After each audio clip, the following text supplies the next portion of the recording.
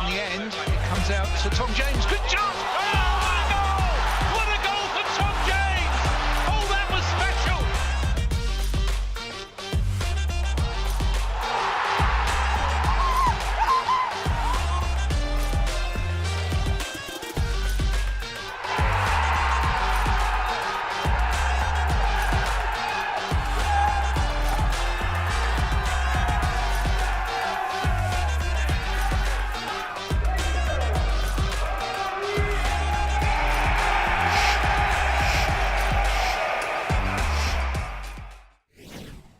Good afternoon and welcome to Orient Live. It's another massive League 2 fixture here at Brisbane Road as the O's are looking to build on their first point of the season on last Saturday's game against Blackpool, and it's Cambridge United who are the foes this afternoon. And I'm Ollie Buck here in the E10 studio, and I'm delighted to be joined by journalist Andrew Butler and Orient legend Glen Wilkie. Gents, thanks for joining me, and of course a big game, positive signs last Saturday, but 3 points would be really nice today. Really needed actually. Positive signs after the first few games where we didn't get anything out of the games, where maybe we should have maybe nicked a point or gone on and win. But last Saturday, coming away from Blackpool, which is a tough place to go, and every away game will be a tough place to go this year. But really to put in the performance we had after conceding silly goals in previous games, to come away with a clean sheet and a point was really good, and I just hope we can build on that today. You know, a bit of confidence in the squad and in front of a home crowd, and I think we will be all right today. Cambridge top of the league or around that area. It's early doors, of course. Only lost the one game. It's a tough game, but the table maybe is a little bit deceptive this early in the season. You're right, it's so early in the season, we can't really draw too many conclusions thus far this season. If you look around what's happening in League One, last weekend Wigan went away at Bolton and won 4-0, Cambridge are top of the league. This is a really good opportunity for us to kind of like stamp our authority on this season and really kick on from what was a very positive performance last weekend against Blackpool. So it looks like it will be a decent crowd here, as it quite often has been in the last 12 months. But also Cambridge are bringing 1,200 as well of their fans, and they're in a very buoyant mood. They're looking like a club that kind of got away with one last season, really, but have kicked on very nicely to start this season. So they'll be up for it. We've had kind of mixed form against them. We remember the game during COVID when they came here and beat us, which almost sealed the League Two trophy for them. So. Was that when they stuck supporters in there was a few supporters in the flats in the corners, and there was TalkSport's Max Rushton was up there in one of the flats as well. I don't know how they managed to do that, but we it was a funny old night here at Brisbane Road, that's for sure. But I don't know. There's always a feeling when you come to the ground here at the start of the season in the summer. I think the Portsmouth game was a bit of an aberration. Losing 4-0 in your first home game isn't the ideal way to start any season at home, but this is the kind of, it feels like the season starts now. Obviously it doesn't, but you know what I mean. It doesn't, but hopefully it kicks off properly this afternoon. And as we've said, there's a lot to build on from last Saturday's game, but there's been a number of changes as Richie's looking to go one better and secure all 3 points. So let's take a look at how he's decided to line up this afternoon. There's been 4 changes for the O's. Sol Bryn returns in between the sticks wearing the number 1 shirt. We have number 2 Tom James, number 4 Ed Turns, and number 5 Dan Happy, who's returning from suspension. We have number 8 Jordan Brown, and our only goal scorer in the league, number 10 Ruel Sotirio. We have number 11 Theo Archibald. Wearing the armband this afternoon for the first time is number 15 Idris El Mizouni.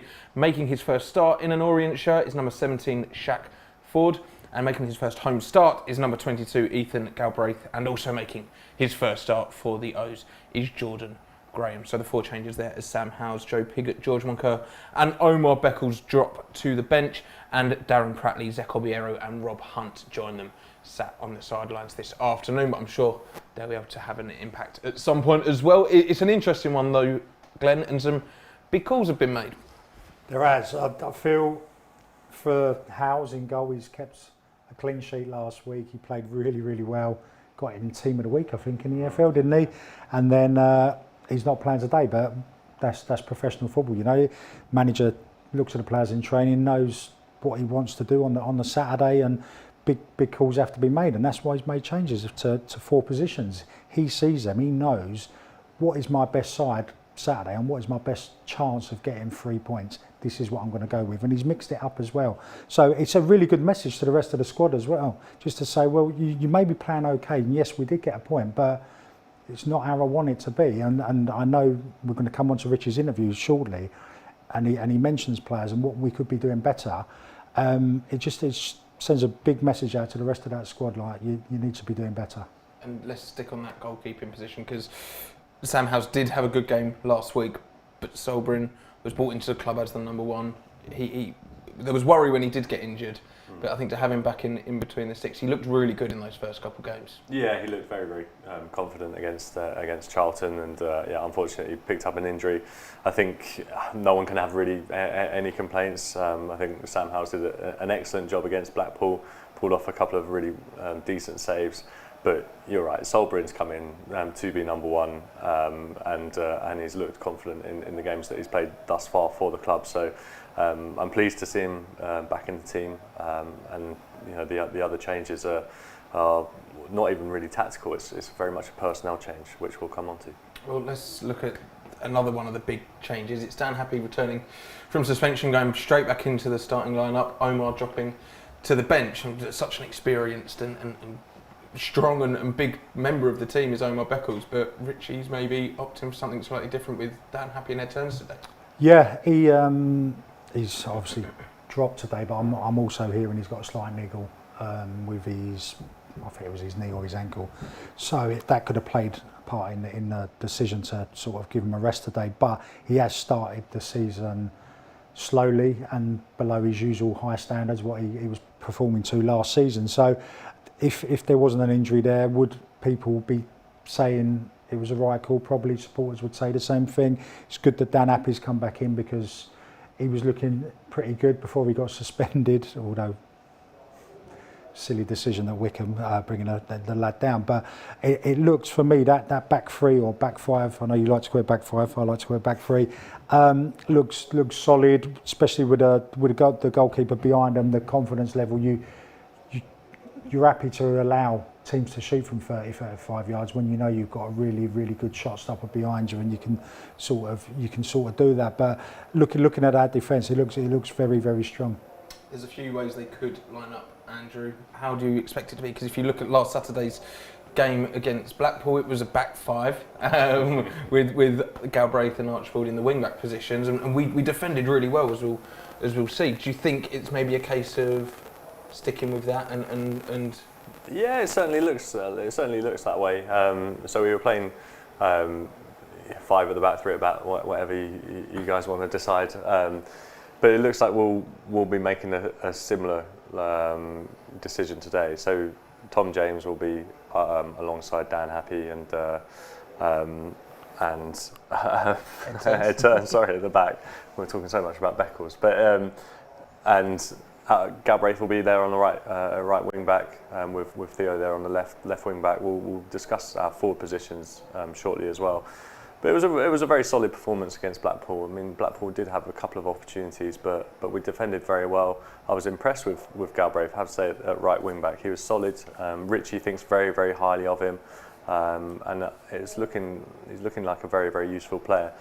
When he comes on to Theo Archibald at left wing back, we'll speak about James Brophy shortly, because he's got such an interesting job to do this afternoon, trying to keep Brophy quiet right midfield. That right hand side is going to be absolutely electric, actually, for certainly something that everyone should be looking out for this afternoon, because Theo up against James Brophy is going to be quite spectacular, I think.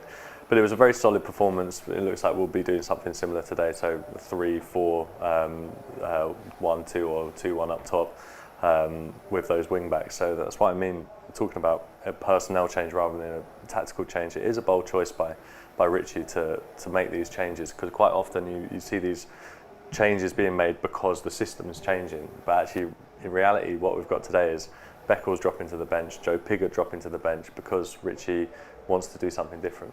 So you were looking at the clips here from us defending at Blackpool last week. They had a lot of opportunities to score, hence the reason why Howes was man of the match. We conceded a lot of balls straight down the middle where Omar Beckles was playing, and balls got through and Blackpool could have scored from there. So yes, we've kept a clean sheet and the goalkeeper's been man of the match, but you shouldn't be conceding those opportunities to the opposition. So hence why I think the Beckles situation has happened today, because he's key and he was in the centre of that defence last week. What's also interesting about probably what we'll do today, I expect Galbraith and Theo to get forward much more than they did against Blackpool, because Cambridge, you cannot play through them. They're just such a tight unit through the middle that trying to play clever stuff, triangles around the box, probably just won't work today. So as long as Theo and Ethan Galbraith get on the ball in more advanced positions, which they were unable to do really last weekend, then we stand a much bigger chance of winning the game. I think one of those things where we've seen it over the years here. If you feel pinned back as a left wing back or a right wing back, it's a very, very long afternoon for you. It certainly is, but it's also very fluid as well, Glenn. You've got Ed Turns, who's played at right back this season. Tom James can play on the left or the right side of defence.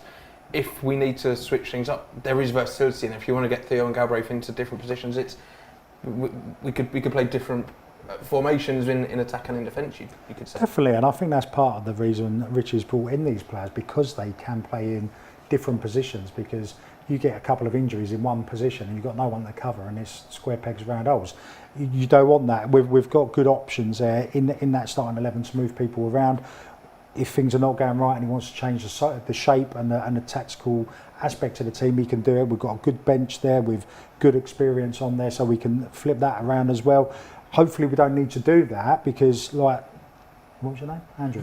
As Andrew said, we'll probably look to play those wing backs further forward, and I think we will today look to put the ball in behind them a bit quicker rather than our slower build-up play, which we've done in previous weeks. I think we'll look to get in behind them and expose their defence. The central midfielders will be key for that then, if we are to try and dictate the play and have a bit of tempo about it. And two young, energetic players occupying those positions in Jordan Brown and Idris El Mazouni. We know how good they can be, but those young lads need to put in a shift, and I guess with Idris wearing the armband, there will be the added bit of oomph today.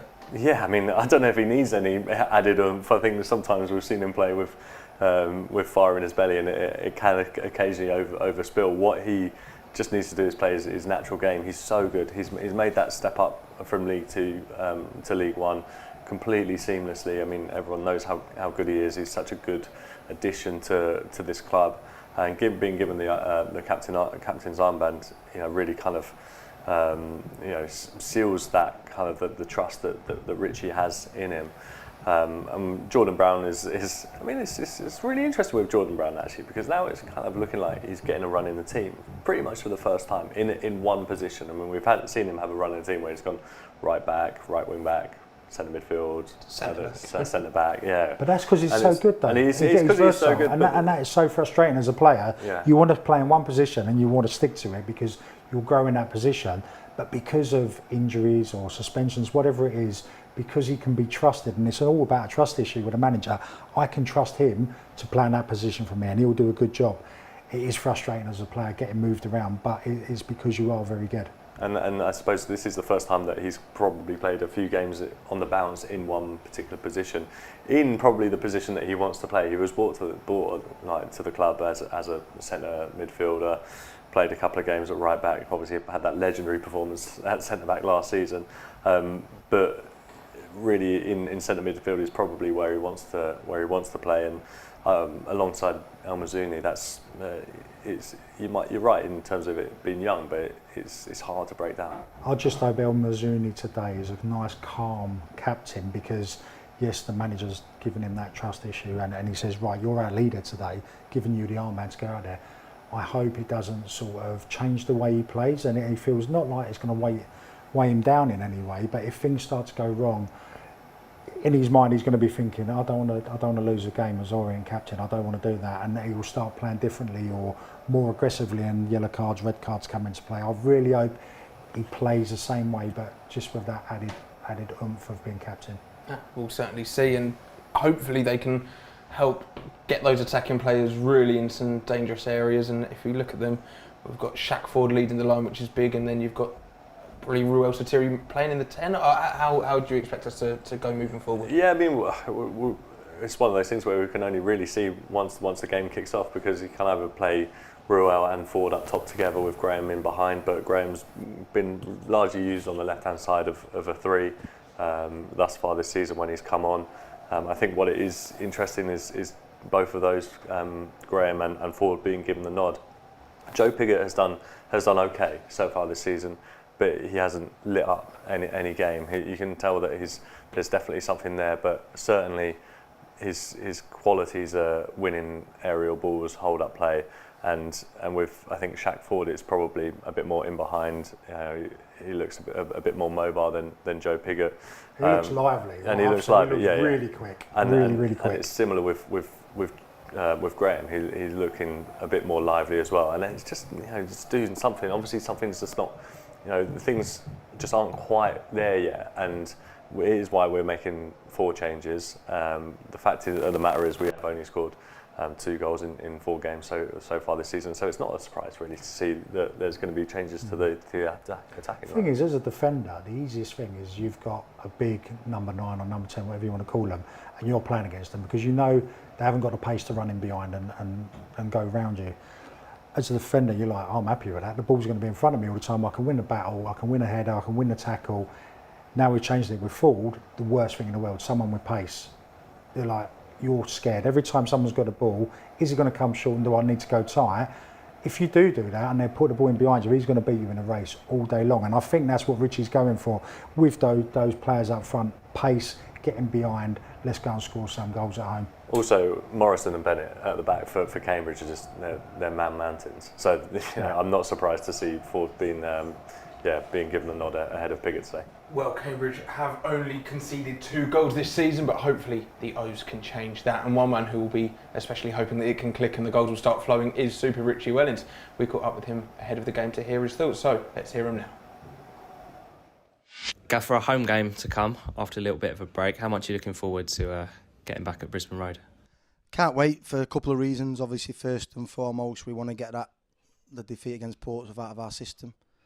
In the 18 months that I've been here, we've lost very, very few home games, so we want to correct that. And then obviously, when you start a season, you want a home games as quick as possible to get your momentum and to get the feel good factor around the club pretty quickly. And I've not known many seasons where we've had 5 games and 4 of them have been away. Some of them really, really long trips. Most of them really, really long trips. So an opportunity now to back-to-back home games and real set a marker down.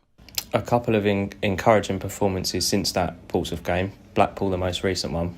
What are you hoping to build upon from that one? Well, I think continuity. We've not been able to pick the same team twice because of obvious reasons. We've changed systems because we think that is the way to go with the personnel that we have available. But I think one of the biggest things, or the biggest compliments now, is we're looking fitter, we're looking sharper. We played 50 minutes at Wycombe where we was a fitter team, we was the better team, and we looked like we the ones that were going to score goals apart from set plays and balls in our box. And then we go away to Blackpool, which is a tough game whenever Blackpool are in League One. But the fact that they're recently relegated from the Championship makes it an even bigger game. And it wasn't a struggle to get a point. It's not like the Alamo, and we've hung on for... There was a few hairy moments in the last couple of minutes, but that's to be expected. But it was a really, really comfortable point. We should have won the game. I do believe we should have had a penalty after watching it back. So that's a good sign. We need to be careful that, at the moment, if you come around our training ground, it doesn't feel like we haven't won in 4 league games. It doesn't feel like we're towards the bottom end of the league. And that's fine because some of the performances have been good. And we believe that there are better results ahead. But we also can't drift and allow this to go to 6, 7 games. We're on top of it. We need to make sure that these performance levels now continue to increase. But ultimately, it's about winning. And we need to get a mindset, something that we can control. We can't control winning in terms of going out and trying to win. But what we can control is all the factors that you have to make up before you win a game of football. So that's what we're trying to influence, trying to control. I think we're on the right path. Top stuff there from Richie, and of course it's a big one this afternoon, and it's going to hopefully set up another big one here in E10 next Saturday, and it's against our old foe Stevenage. They're looking good so far this season in League One as well. Tickets are available for that one to get down to Brisbane Road and get behind the boys, and for international fans you can pick up your streaming pass. UK fans, you can get an audio pass to listen along on Orient Live on the website that's on screen now, and the same also applies for the Tuesday night game. It's an away trip to League One. I think they might be the leaders at the moment in these early doors. They've spent a lot of money, but it's Gillingham as we embark on our Papa John's Trophy adventure. So make sure you pick up your match streaming pass. That one's for UK and international fans. And of course, if you're watching along live on our YouTube preview stream, then head over to the website and get your audio or match streaming pass. But now, let's take a look at how the visitors are lining up this afternoon. So Mark Bonner's Cambridge United have made just the one change this afternoon as number 14 Soleil Kai starts, and in goal for Cambridge is number 1 Jack Stevens. We have number 2's the first Bennett, it's Liam Bennett. We have number 3 Danny Andrew, number 4 Paul Digby, the captain number 5 Michael Morrison. The second Bennett is number 6 Ryan Bennett, number 7 that old familiar face of James Brophy, number 8 George Thomas, number 10 Jack Lancaster, and number 23 Ghassan Ahadmi. And of course Soleil Kai is in there as well, and on the bench for Cambridge is James Holden, Fajiri Okanabere, Harrison Dunk, Zeno Ibsen Rossi, Lewis Simper, Mamadou Joby and Glen McConnell. So that's how the visitors are lining up, and I mean we've already discussed them in a little bit of detail, but 2 goals conceded, 7 scored. They're looking like a good outfit in the early parts of the season. They are. They've actually conceded, is it 1 in the league? It's only 1 in the league so far, so defensively very, very strong. Very organised, top of the league, as we said, and they've scored in every single game, which is a key thing. You know, like, you look at some of the teams, they don't do that. They've got, and that's why they're top of the league. They score goals and they don't concede goals. Really simple that is, isn't it? And of course, they've got James Brophy, who we know very, very well in the side. Let's take a closer look at James Brophy then, because he is an electric player. His goal numbers haven't been amazing since he joined Cambridge, but we know what he brings aside from goals and assists. Yeah, he's a fascinating player and a brilliant one at that as well. Everyone probably watching the stream will be familiar with Brophy and how brilliant he was at this club. He obviously moved up the division to go to Cambridge a couple of years back. He's played over 100 times for Cambridge. He plays pretty much 44, 45 games a season in the league. Managers trust him. Everyone can see what he's capable of in terms of his electric pace, his ability to get up and down the field as well. And he's just a very, very brilliant, very, very good player. It's interesting though, his numbers, like you say, are really not there in terms of goal involvement. So the last time he scored was in October 2021. Only got 2 assists last season. What's interesting now for us is that he now plays a very unfamiliar position for Cambridge. If you're an Orient fan, he was left midfield for us. Left back most of the time, just marauding up down that left flank. You gave me flashbacks to those streams when we were discussing whether or not James Brophy's better at left back or left midfield. We did that at least 10 times that particular season. But he now plays out on the right hand side, an inverted winger type thing. So Soleil Kai will be on the other side. They'll be cutting in. Brophy, for all of his brilliance, I think it's fair to say his right foot is not fantastic. But what we have, as I mentioned earlier, a fascinating prospect of that right hand side or our left hand side. Theo Archibald is going to be up against James Brophy, and we know both of those players very, very well. Both quick, excellent technical ability, who love attacking. So that's going to be very, very interesting this afternoon. But it's interesting you say they play with obviously similar to how we have early on in the season as we did last year. Left foot playing on the right foot playing on the left, and cutting in and joining our play. It'll be key today with El Mazzuni and Jordan Brown in there, because once they cut in, they will have to leave their man and go across to support, where the whole team will have to shuffle across and pick up that additional man. So there'll be, as soon as they cut in, that one of them defensive two in the midfield will go over for that extra support to just try and stop that supply of it going into their front men and playing around us. So it'd be really, really intriguing today to see if that does happen. If you're Theo, then from a defensive point of view and left wing back, when you've got James Brophy running at you, I know it's hard because he is so quick, but the aim will just be to show him wide as much as possible, you'd imagine. Yeah, get him wide, get him onto the byline, get him on his right foot. That will be the most important thing.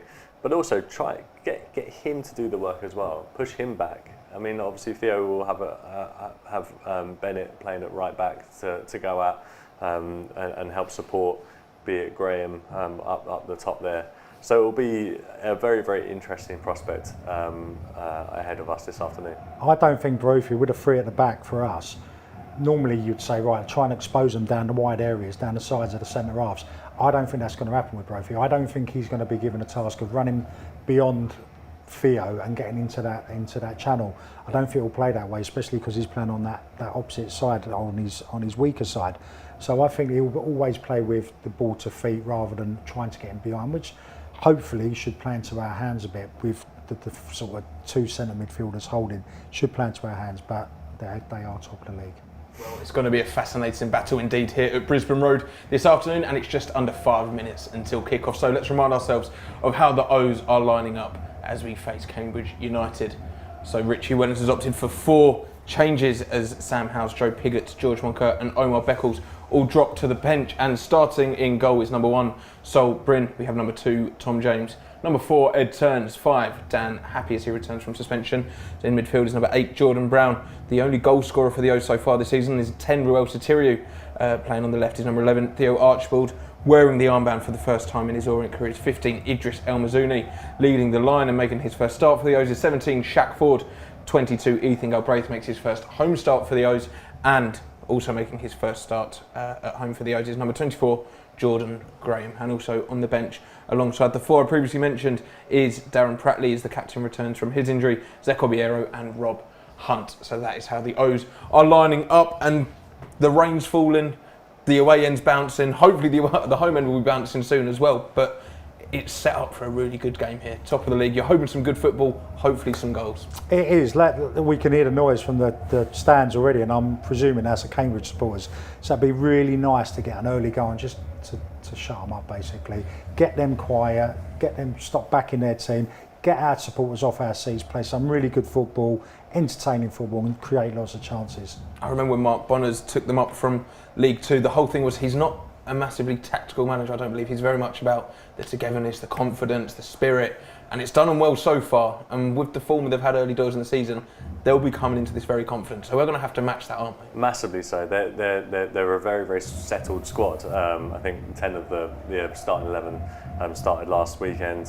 The only change that they've had to make is Elias Kachunga dropping out, I believe through injury as well. You can just tell that they're a team top of the league because they've got that kind of consistency. You start the season well, you continue through, and we just need to find that. We need to find that win. We need to find that confidence. We need to find those goals from somewhere as well, and hopefully it'll be a very good game. And are you confident that it's going to come then, Glen? My only prediction today is I think there'll be a red card, purely because of the rain.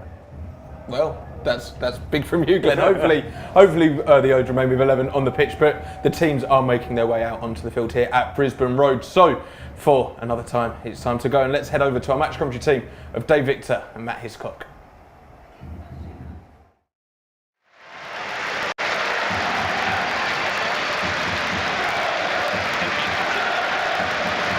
Good afternoon, welcome to Brisbane Road. It's a big match for both these sides after very different starts to this season. It's the visitors, Cambridge United, that come here as one of the joint leaders, and Leyton Orient still searching for their first win back in League One. But Richie Wellens has got a much stronger squad available to him. That's reflected on the substitutes bench, as well as some big calls in the starting 11, Matt Hiscock. Yeah, without a doubt, 4 changes this afternoon for the O's. Sol Bryn comes back into the side, as does Dan Happy after his 1-game suspension. Jordan Graham gets his first start.